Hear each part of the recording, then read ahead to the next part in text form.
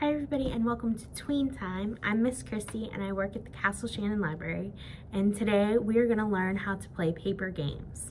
So paper games are any games that you can just get a piece of paper and something to write with, and sometimes maybe scissors if you have to cut a piece of paper to a square, but just a couple of things that you need, and you can play them anywhere as long as you have blank paper.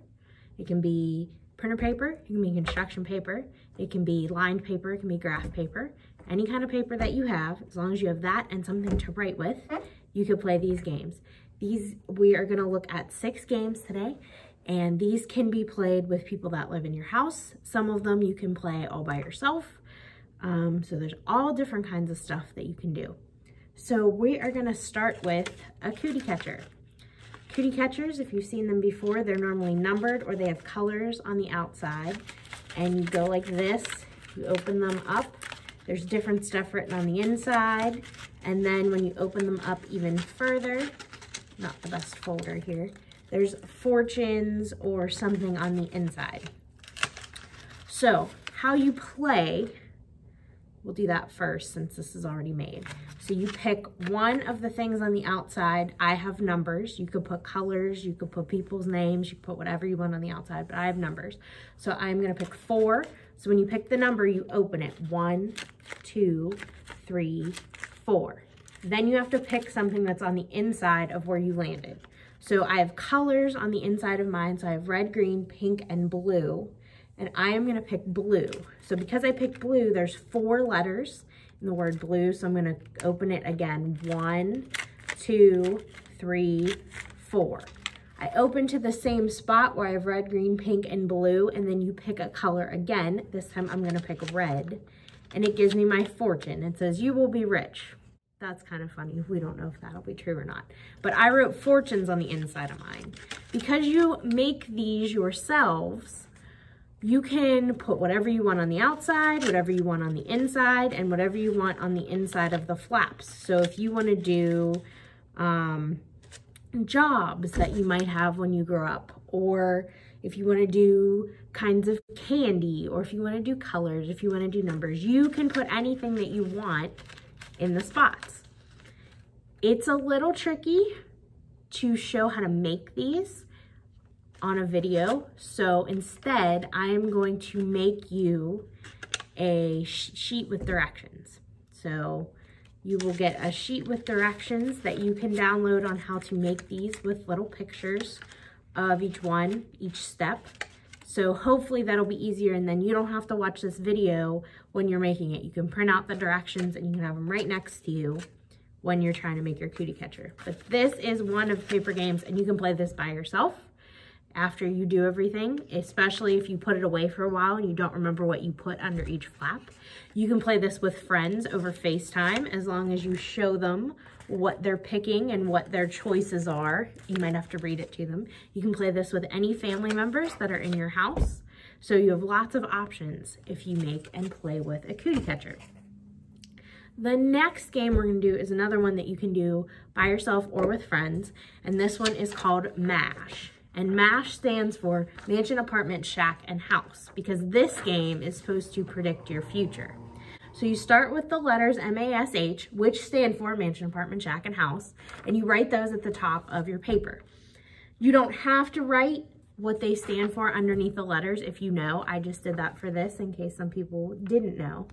And then you can pick categories. You can have as many as you want. I only did 4 because that's what would fit on my paper. I picked job, spouse, city, and car.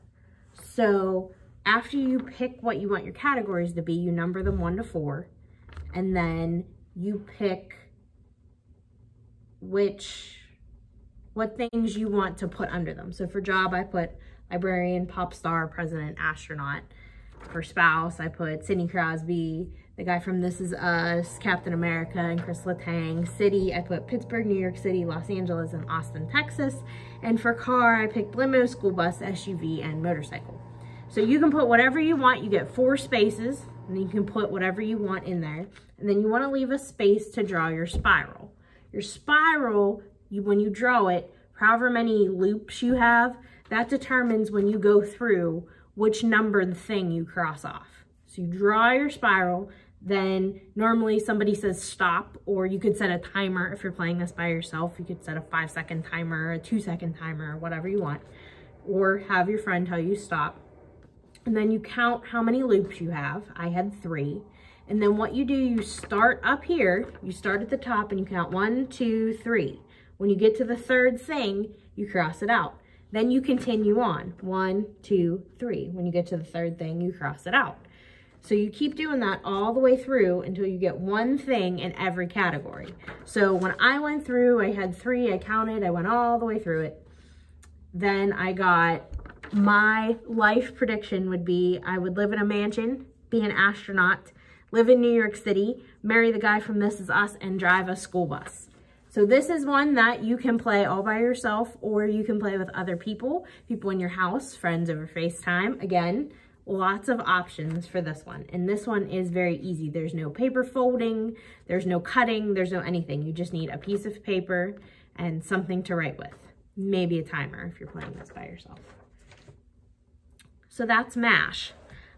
These last couple ones, you probably want to play them with somebody else. They wouldn't be very much fun if you did them all by yourself. So you could play this with a sibling at home. You could play it with a parent, a grandparent, you know, anybody in your house. A couple of them, no, one of them you could probably play with friends over FaceTime. The other 3 you would have to be in the same room as somebody else. So the one that you could play with somebody on FaceTime would be Hangman. And you've probably all played Hangman at school or something like that, but you can play it on a piece of paper. And all you have to do is draw the little hangman stand. It's one line that goes up, one line that goes across, one long line that comes down, and then a box at the bottom. You can write the letters if you want so that you can cross off letters as people guess them. I like to do that because then it helps me remember who picked what and when they picked it. And over here, I wrote the letters that did not fit in the bottom here. So all you do is somebody gets to pick whatever the clue is. You could put if it's a place, if it's an animal, if it's a thing. I just put the clue is, and then you put the little dash marks for how many letters are in each word. Make sure if you have multiple words, like I had 3 words here, there's a big enough space between your lines so people know where one word ends and the next word begins. So that's why I have this huge space between imagine and your. After you have that set up, you have your little hangman stand drawn, you have your letters put in there if you want, and then you have all your little dash marks drawn. Then either with somebody in the house with you or over FaceTime, you say to people, start guessing letters. And a trick, try to guess your vowels first, so A-E-I-O-U, because they will fit into your words, and then you might have an easier time guessing what the whole word is if you have your vowels filled in. So as you guess, if they guess right, you write down in your words where the letter goes. So if somebody guessed R for down here, we would fill an R here and here. So you put the R's wherever they go. If you have multiple letters of the same thing in your words, you fill them all in if somebody guesses that letter. If they guess wrong, you start to draw your little person. So you start with the head, then you do the body, then you can do either the arms or the legs. You can do them one arm at a time, one arm at a time, one leg at a time, one leg at a time.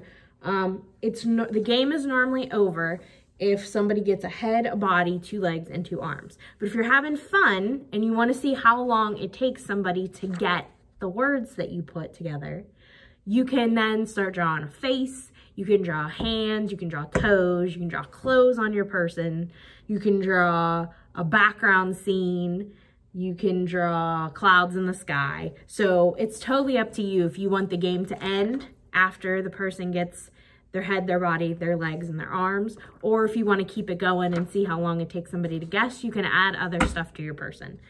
So that is Hangman.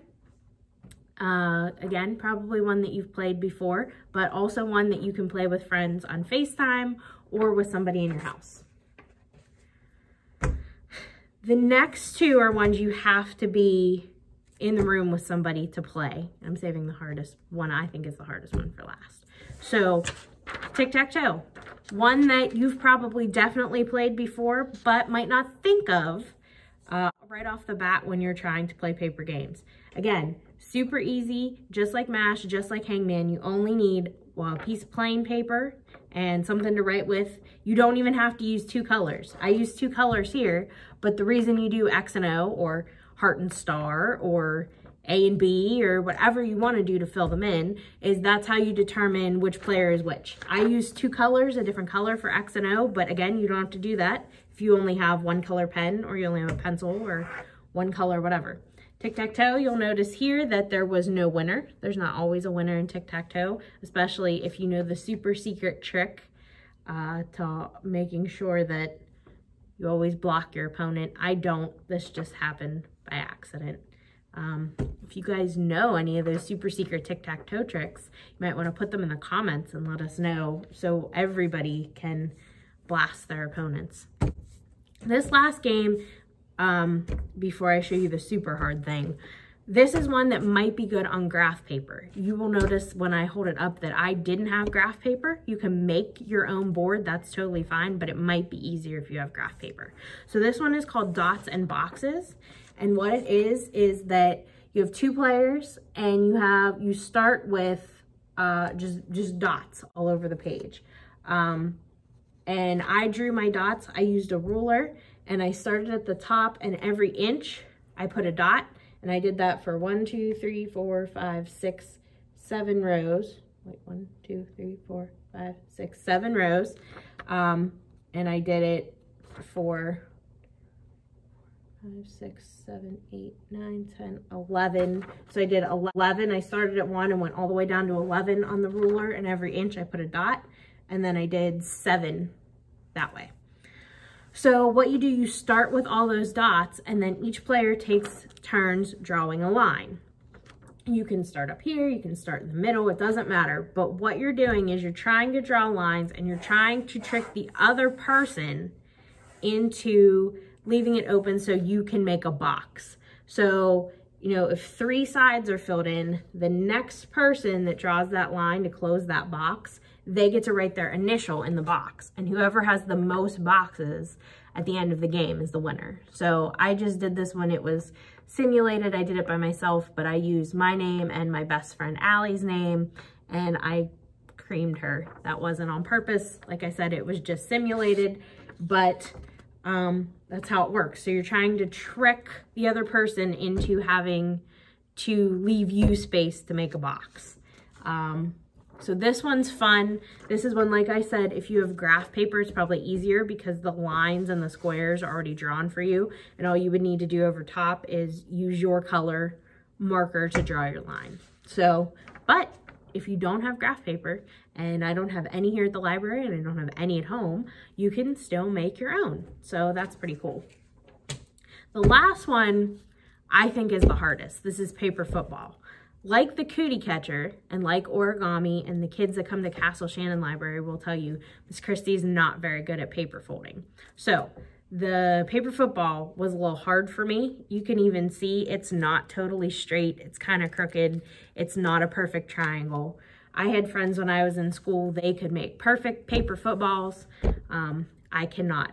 I've also been told that it might be easier to make these with lined paper, like notebook paper. I use computer paper, so maybe that was part of my problem too, I don't know. Again, like the Cutie Catcher, I also found this easier to, instead of watching a video about how to do it, looking at a sheet of step-by-step instructions with pictures of each step. So like the Cutie Catcher, I'm gonna put those for you so you can download them, print them out, and have them in front of you instead of having to watch the video to make the paper football. But after you've made it and it looks like a triangle and whatever, you can, I guess I can't really put it down there. You can put it, you know, on the table, and the goal is somebody's across from you. They're making the goalposts, and you're trying to, I'm not very good at this. You're trying to, you know, flick it up through the goalposts, or you can invent your own rules. You don't have to go with the regular rules. You can do whatever you want. So the best way, I would say, to flick the paper football, and there's not really a good way to show you this from where my camera is set up, but if you put it on the table, you want to use maybe your middle finger and your thumb or your index finger and your thumb. I think it's easier to use the middle finger. You get better like flinging from it. But you want to hit the back edge of the football so that it goes flying. And the straighter it is, the less messed up it is, because mine's not very good. The straighter it will go up through the goalpost. I wish some of the boys that I used to spend time with in middle school and high school who like to play paper football, I wish they could be here to give you some more tips. I never picked up on a ton of them. I was not very good at paper football. So those were our 6 paper games that you can hop offline and play anywhere as long as you have plain paper and something to write with. Are there any that we missed? Maybe there are some that we missed. Maybe this is something we should do again if we get more ideas, more paper games. So if you have any ideas or anything that we missed, go ahead and share it in the comments with us. We hope you enjoyed Tween Time. We hope that you'll go offline and play these, and if you want to share pictures or video of you playing these games with us, please feel free to do so. Hope you're having a great summer and you're enjoying summer reading. Thanks for joining us. Bye.